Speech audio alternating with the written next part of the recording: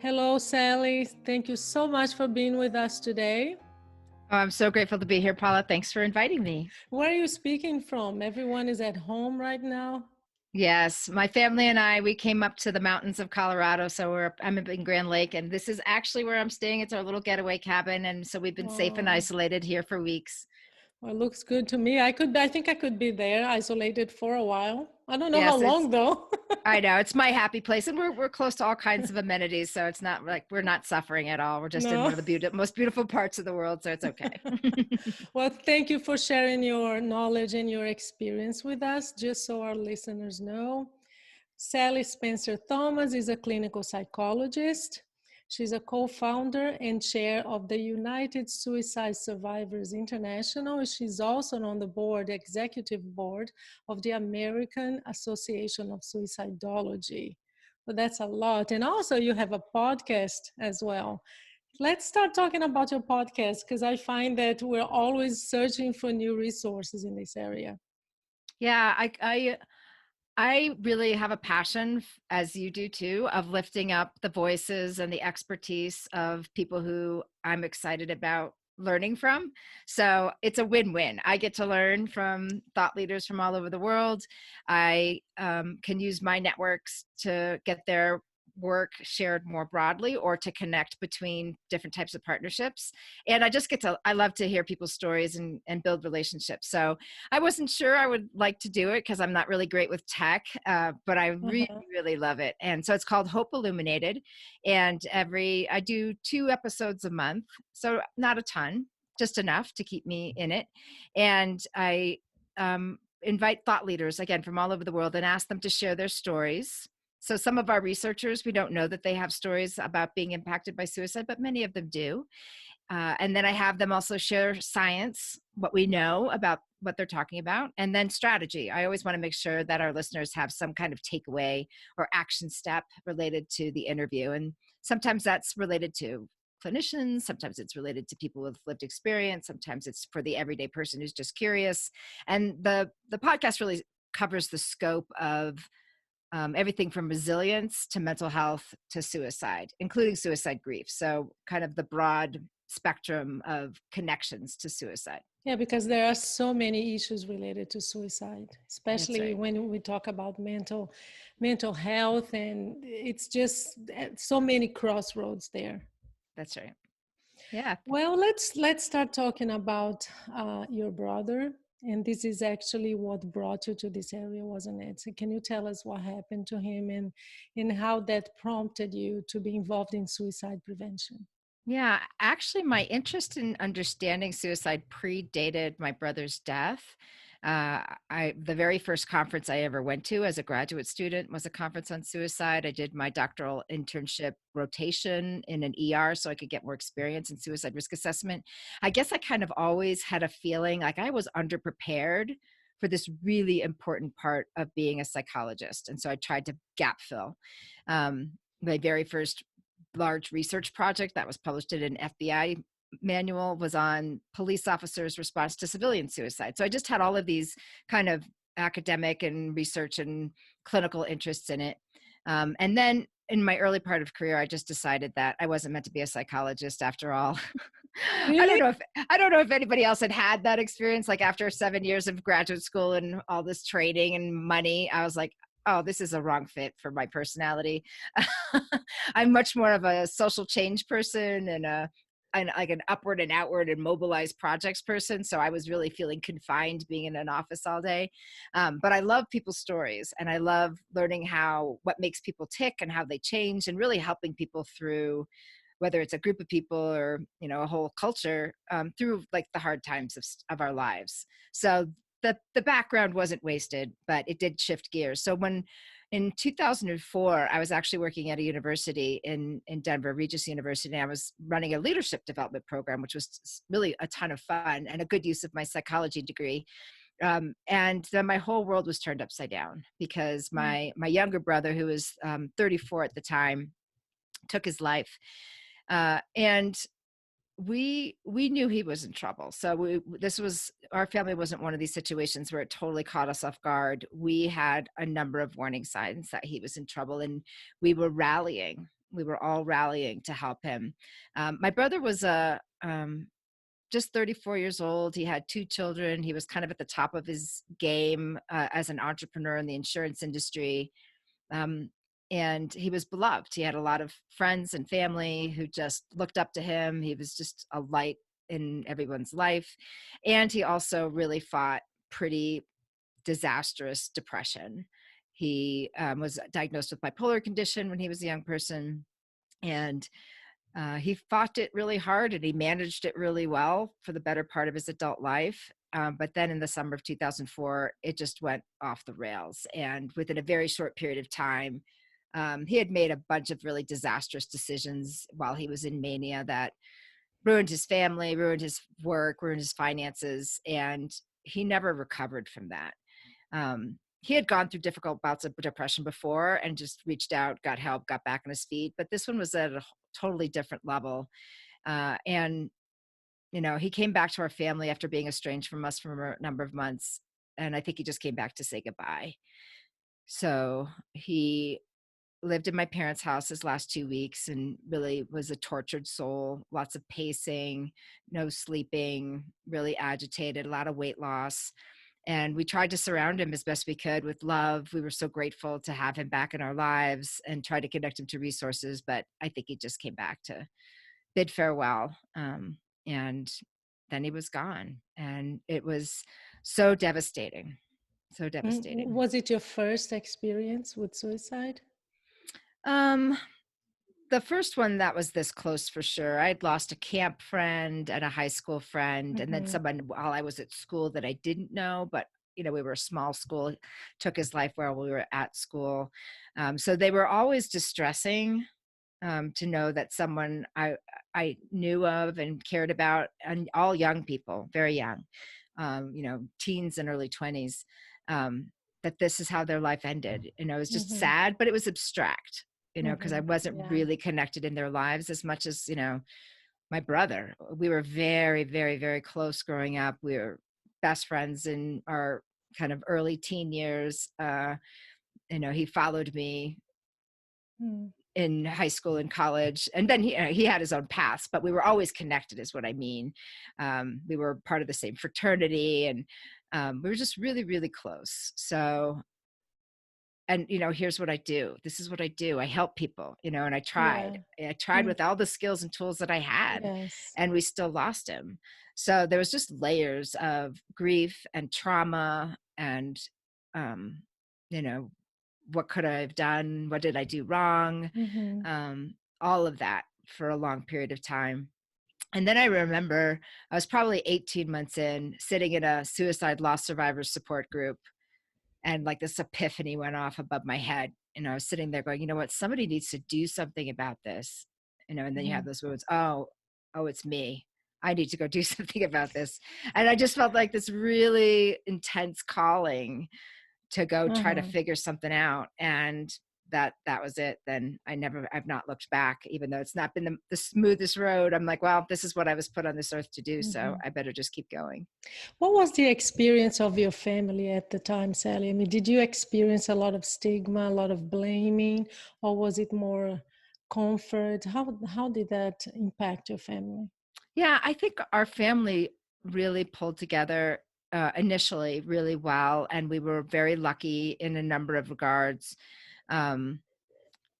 My faith community, so I was the only one of my side of the family that was involved in a faith community, but my faith community also rallied around our family, followed up with us for months. The service, and this was really before we had any clear guidelines on how to do memorials for suicide or anything like that. And so a lot of faith communities get confused or are very stigmatizing and condemning or even disparaging of the deceased. That none of that happened. It was beautiful. It honored his life and the fact that he was so loved and brought so much magic into the world, but it did not shy away from the fact that his death was tragic. It held those two spaces importantly together. And it was a really important place. I mean, hundreds of people came, and we all stayed connected after that experience for quite some time, all my brother's friends and everything. I also, because I was in the mental health community, and this isn't a given either, but I was lucky that I had a number of friends who knew what Yeah, this would sure. do to our family and also gave us tremendous amounts of support. I had people flying in to stay with us. So the initial experience, I would say, was very supportive. We were very public right away. Since my brother was a fairly high profile business leader, our paper in Denver, it was called the Rocky Mountain News at the time, did more than just the obituary, did kind of a feature about his life and death. And Mm-hmm. so we were talking about it publicly right out of the gate. I did have one colleague in my world of wellness that came to me and said, "My gosh, Sally, didn't you see it coming?" And I was like, Wow. "That's a pretty judgy question." But I think he was genuinely curious, but it felt harsh. Of But that, course, yeah, yeah. And that, as you said before, as mental health professional, right. I mean, I'm sure you yourself asked yourself that question. You know, you did what you could and you Oh, brought definitely resources. saw it coming. Yeah. I definitely saw it coming. I asked him, he told me no. At that point in time, I wasn't worried. His no had a good reason behind it. And he had never had an attempt before, never had expressed any problems before. So the no was good enough for me. And I Mm-hmm. know stuff now, some certain warning signs now that I know are real telltale signs that somebody's close that I didn't know then. The main one Mm-hmm. being agitation. He was very, very agitated, pacing And and there is a reason why we mental mhm, health professionals should never treat people we know, because mhm, even though we're trained, we see the signs, we know what the warning signs are, but there is such an emotional involvement, yeah, and that can really blind us sometimes. that's And right. wishful thinking, if they say no, you want to believe they That's won't. right. That's right. And then there was a moment in time where I was like, I think I'm going to need to hospitalize him. He had a very difficult weekend and it was just hard. I was told, "You're not his shrink, you're his sister, back up, let him do Mm-hmm. it, let him do his Mm-hmm. own thing here." And then 2 days later, he was dead. Mm-hmm. So yeah, there's always hindsight. And who knows, if I had hospitalized him, would have it helped? I don't know.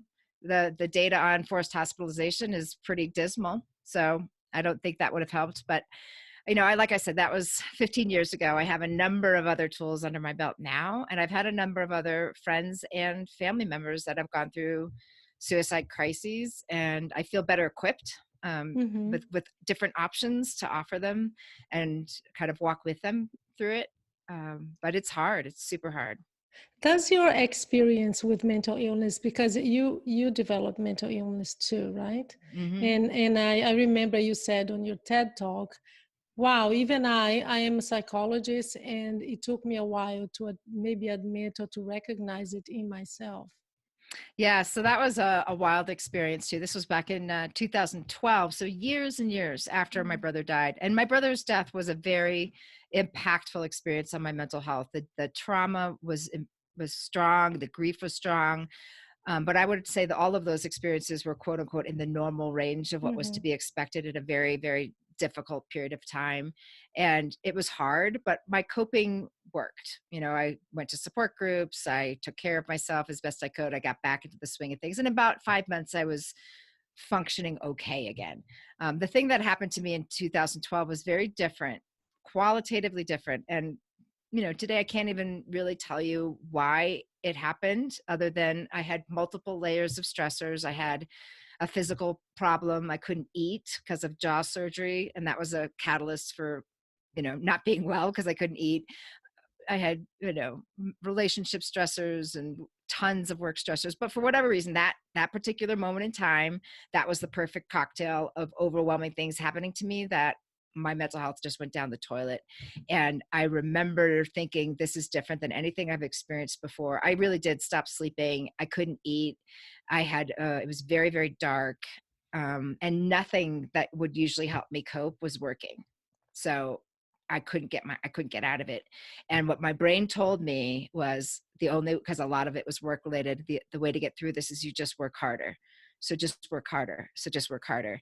I also had a meta thought in the middle of it that someday I'm going to write about this or talk about it, because mental health professionals don't talk about their own experiences often with more severe levels of mental illness. So I had that thought, which gave me the insight that I was gonna get through it. There was gonna be another side of the experience that I could look back in hindsight and talk about. But as you said, yeah, I couldn't get out of it, and it did take someone else, my father, reaching through the fog, and said, "Honey, you're not okay. You need to go seek help." And I was like, "Oh, right, that."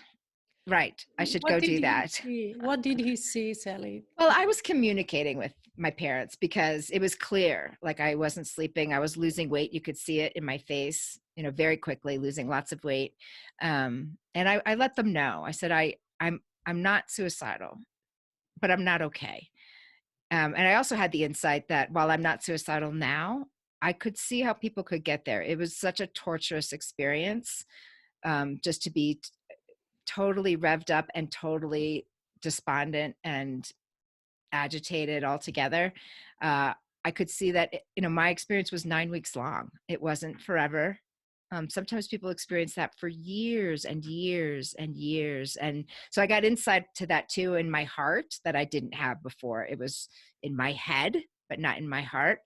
That has really given me compassion for people who live in that state for a much longer time.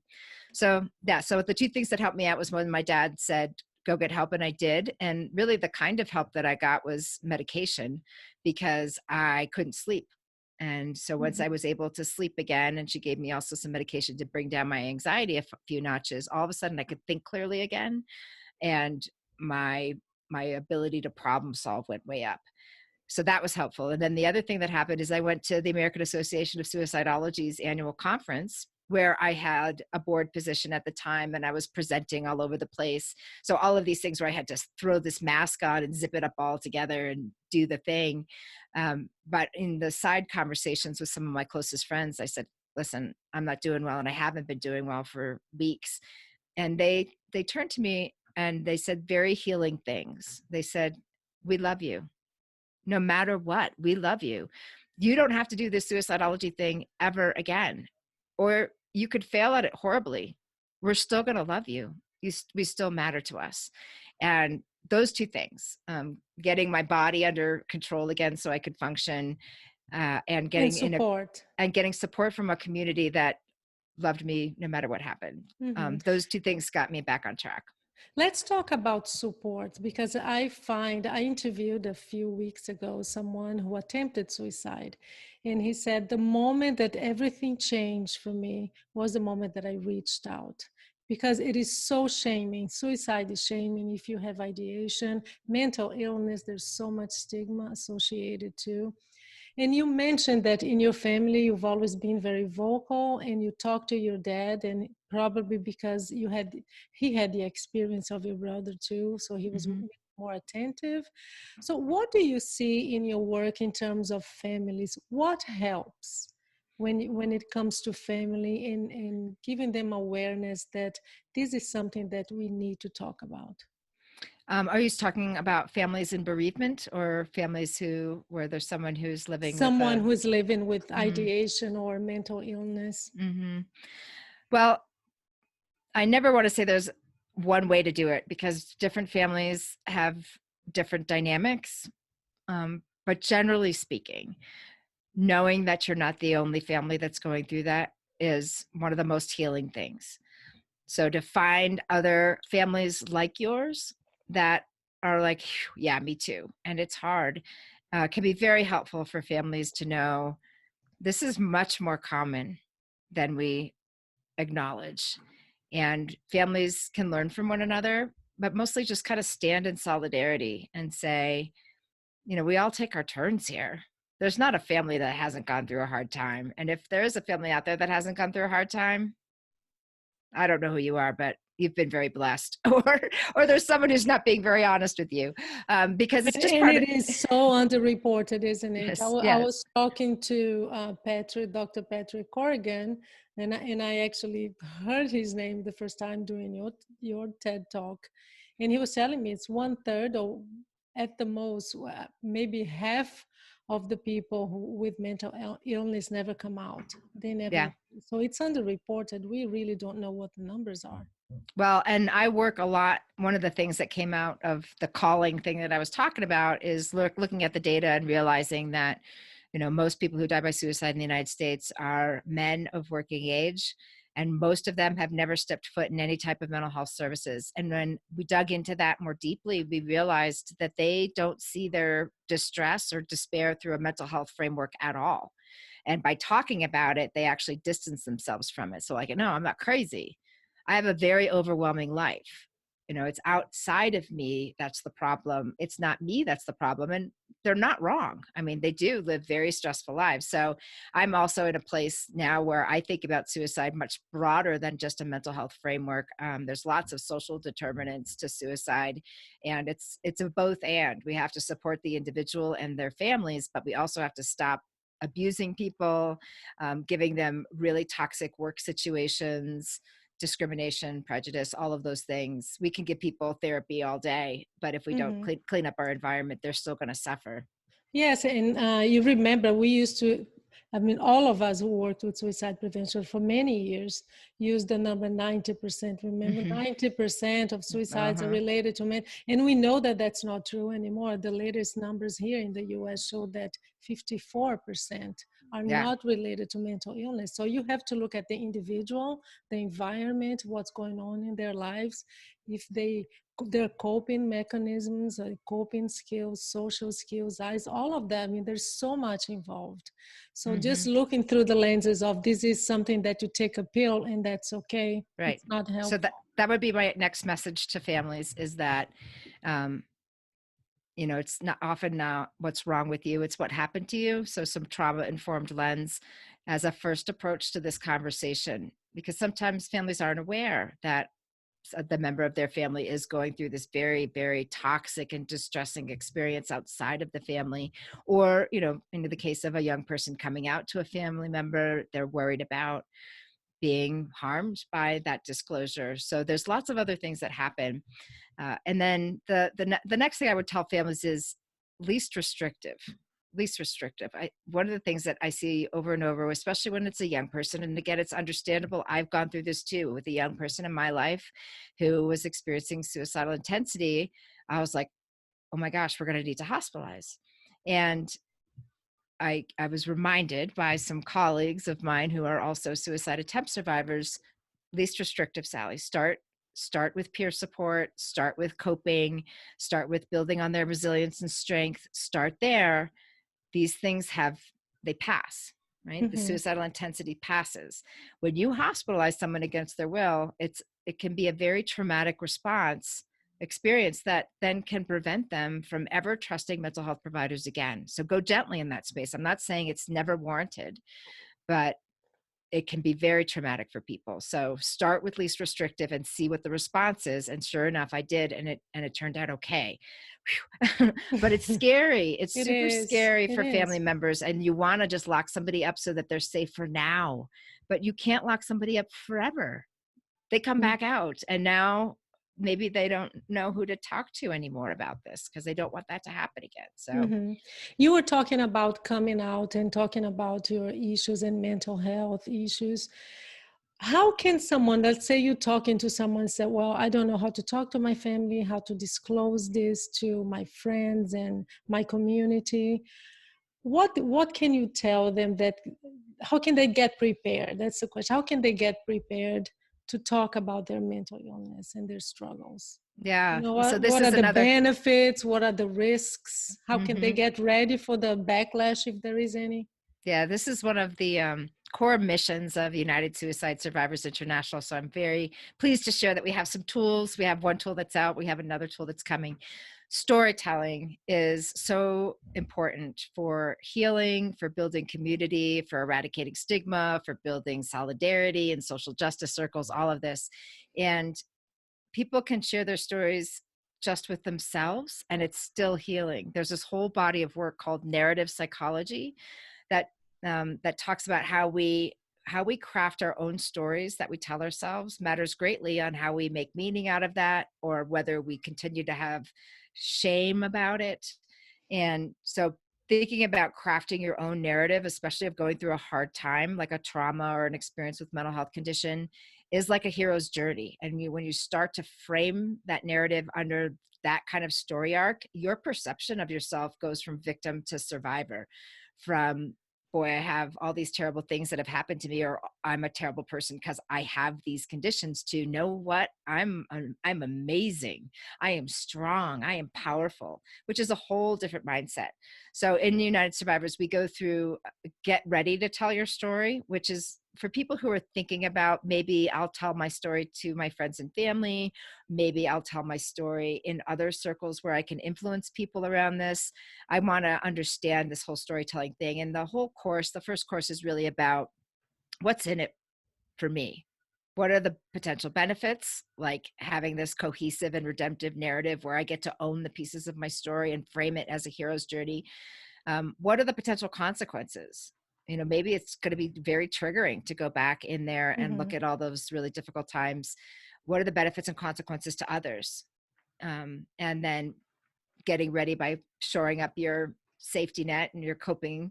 And then if you're like, what, I would love to learn more about this, then we have a second course that's going to come out later this year about safe and effective messaging and storytelling art, which is just a whole nother world that's beautiful and powerful and amazing. How do you tell your story in a very impactful way? And then should they want to craft a narrative that they do want to end up sharing with others, maybe at legislation or through the media or to other influencers? There are many ways, right? There are There's many ways many that you ways. can get involved. But I Yeah. have one question. When it comes to, so you share your story, you say, okay, I have mental illness treatment, and I've had patients, and maybe you have had the same experience, that there is a very thin line between incorporating that as part of your story or becoming the disease. They have their identity totally connected to the disease. So when you ask them, tell me about yourself, the first thing they say is, I have depression. Or I'm bipolar, I take this medication. So their identity is so strongly related. So how can you separate and integrate these things, but not be the disease, because there's so much more of you? That's such a great point. So in the second course that we'll be launching later, we talk about intersectionality, that who you are is very complex, intersecting, very dynamic. It changes over time based on your experiences. This is one thread of an experience that ebbs and flows, comes and goes, intersects with other parts of who you are, that you're a very complicated and dynamic and interesting individual that's beyond any one label. So you are more than your disease. You're not your disease. That's right. Your disease is part of who you are, but not the whole of who you are. That's right. That's right. What about the power? Because I do believe, and I've experienced this since my father died in 2005, and since then I've been doing this work. And I'm sure you've had the same experience.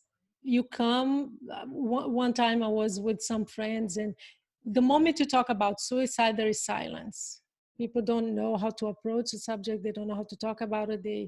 There is a lot of shame and fear. But then after a while, there is always someone who comes to you and says, yeah, I've experienced that. I've lost someone, but it takes a while. So this is one of the benefits of sharing your stories, because you become a reference, and then it's something that just keeps going on and on and on. Do you see that happening too? Oh, absolutely. It's becoming less and less so.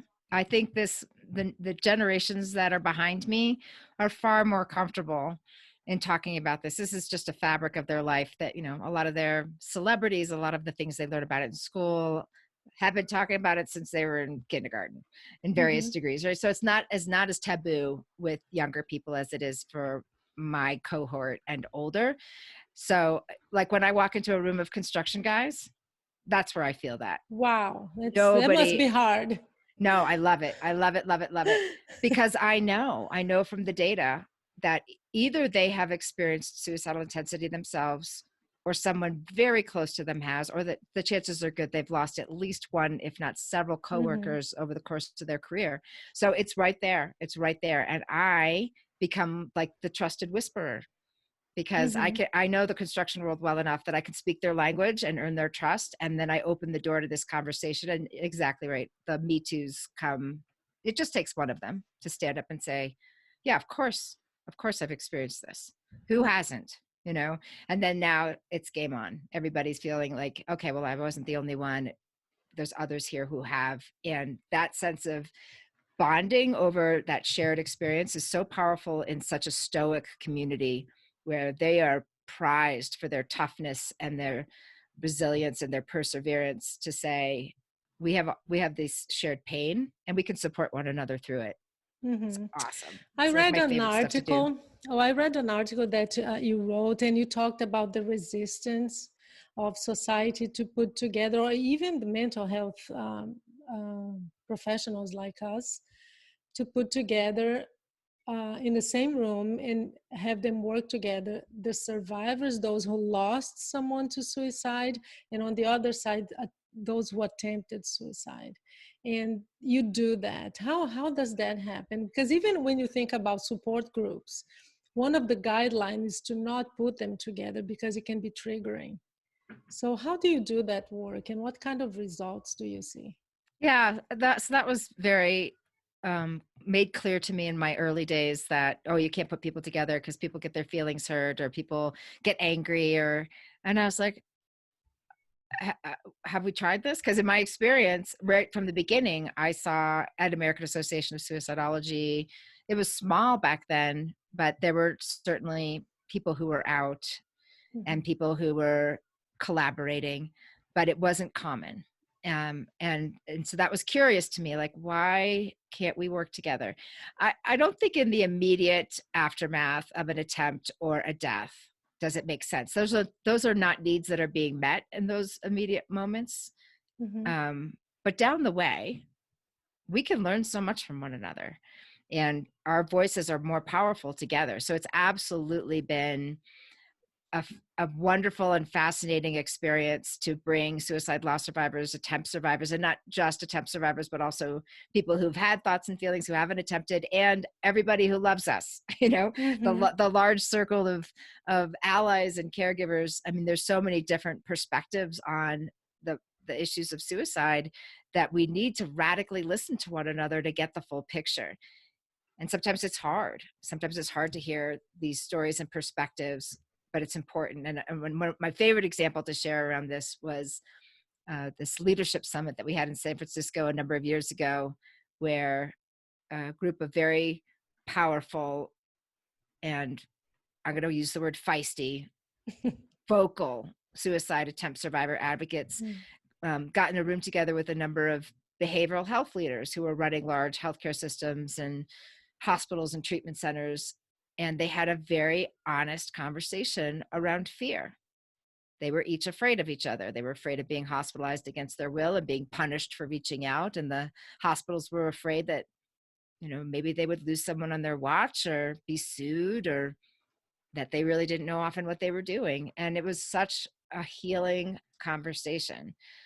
So we're also having those with suicide attempt survivors and loss survivors and caregivers and people, with all forms of lived experience. And so that is where I feel like the movement is headed, is less so of this fracturing and fissuring and siloing, and much more of integration, not just within the lived experience community, but cross-pollination with the research community and the clinical community through a lot of listening.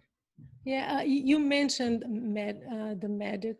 Was it mental health professionals that you put together, or doctors, or just health professionals in general? So yeah, it was leading healthcare and behavioral healthcare, like administrators, like people who are running So these. Some those of them who write the guidelines and the protocols and the policies, that's important. Yeah, as well as a number of people with clinical expertise. They were certainly in there too, but it was more bridging the experiences that people were having in these hospitals with the hospital's needs, or what they felt like were best practices that weren't always helpful, and just being honest about that. Let me ask you something, because in Brazil, in the past, I used to be invited to give the inaugural class to doctors, to med students. because in Brazil, there was a lot of prejudice from doctors. It wasn't fear of losing people who attempted suicide, but more the idea that why should I waste my time trying to save the life of someone who doesn't care about their lives when I could be helping other people. Does Mm-hmm. this kind of discrimination and misconception happen here too? Oh, absolutely. Not as much with medical teams. It still does, but I hear it on the first responders sometimes, right? So they're our police officers and firefighters and paramedics. They're putting their lives on the line every day to save other people's lives, and so it can be very frustrating, right? The compassion fatigue and the burnout to show up and like, you know, why bother? Why should I put my life at risk if someone is going to take it and put me at Mm-hmm. risk as they're doing it? So that has been certainly some themes I've been hearing throughout my work with the first responder community. But I would also have to say that that is also improving over time. It used to be much stronger than it is today, but it's hard when that's your role and Mm-hmm. that's what brings you joy and satisfaction in your work, is saving other people's lives. And then here's someone who's going to take their own life. Mm-hmm. I hear it a little bit on the medical community also. Same idea. You know, anybody who's in a helper role, they want to help, and they often feel stuck when it comes to this kind of situation. But the reason why I feel like it's changing is that we now know that these suicidal states, they ebb and flow. You know, there are people who have chronic suicidal experiences, and they learn to cope and have very meaningful lives. Mm-hmm. But for a lot of people, these are just like waves that come in and out of their life, or often it's a one and done. They just have a like me, like a very upsetting period of time in their life where it's really intense, and then problems resolve and people go forward. So there's many of us that are all about, you know, as corny as it sounds, you know, hold on to the hope that there's something on the other side of your despair. The truth is, Mm-hmm. we also know that post-traumatic growth is a real thing, and that people Yes. are forged into better versions of themselves by very difficult situations. That's often what Mm-hmm. gets us there, is we go through something very difficult and we learn things about ourselves and the world and our spiritual life that we didn't have before. Mm-hmm. One last topic, because I think it's very important. In the beginning of the interview, you mentioned that you are a person of faith.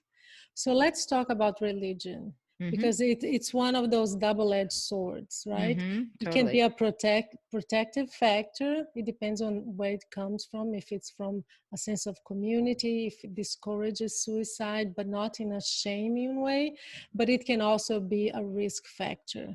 So how do you deal with that? I saw that you have on your website a guidebook for Mm-hmm. religious leaders. Mm-hmm. What would you say to them? And not only to them, but to the religious communities that sometimes out of fear or because they have dogmatic ideas of right and wrong and it's a sin, but what do you tell them that can help the community be healing? Not Mm-hmm. only for those who struggle with mental illness or with suicidal ideation, but those who also lose people to suicide.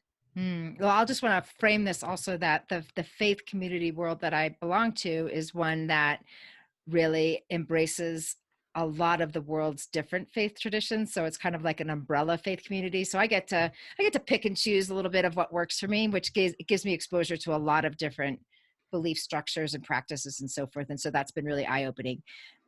The majority of people have very rich and personal and deep faith lives.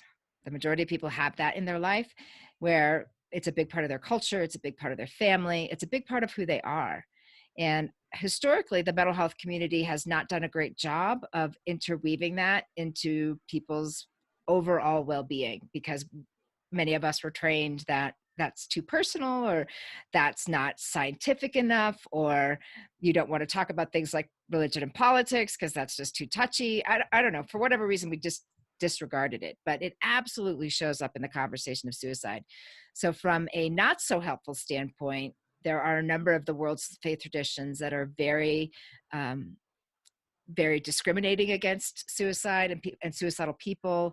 Their faith structures are very pejorative, that so it's assumed that people are in some kind of damnation. And that is so hard for the survivors. They then in those situations, they not only lose their loved one and all their loved one's life before that, they can no longer even acknowledge that they had a life, but they also tend to lose their faith community as a result of a suicide loss. So from a bereavement standpoint, many of the faith traditions have moved along, not all, but have moved along to really understand suicide not as, a quote unquote mortal sin, but something that it's only God's to judge, and God is a merciful God kind of thing. Mm-hmm. So those kinds of communities are coming into a place where they are better able to hold the hands of the suicide bereaved without condemning them. Mm-hmm. And another place that religion is not so helpful for people around suicide is when they cannot be who they are. And so in LGBTQ communities, or even in some communities around divorce, or these other taboo things, they are shunned. And that, again, that loss of identity, that loss of community can be things that drive people to suicidal despair. Mm-hmm. On the positive side, it's a community, and it's a community when it's functioning really well that really does pull together during our darkest days.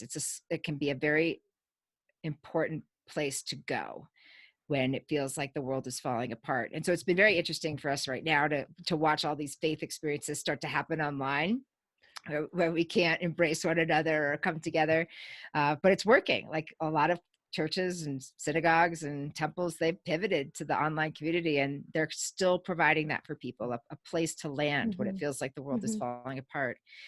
There's a lot of tenets of faith that are really about examining your life and building a life worth living that's broader than yourself. A lot of faith practices that are just healthy and good, like sitting with yourself in silence and discerning who you want to be in the world. Like that's a pretty good thing to do every once in a while. Mm-hmm. Or moderation in things, or connecting with the awe of nature and the beauty of our world, or serving people who are worse off than you.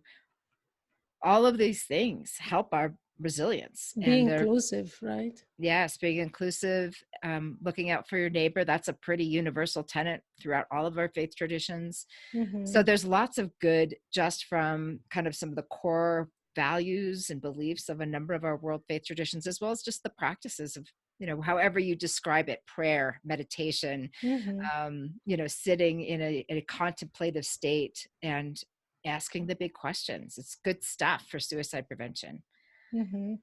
Well, Sally, thank you so much. I wanted to, how can my listeners find you?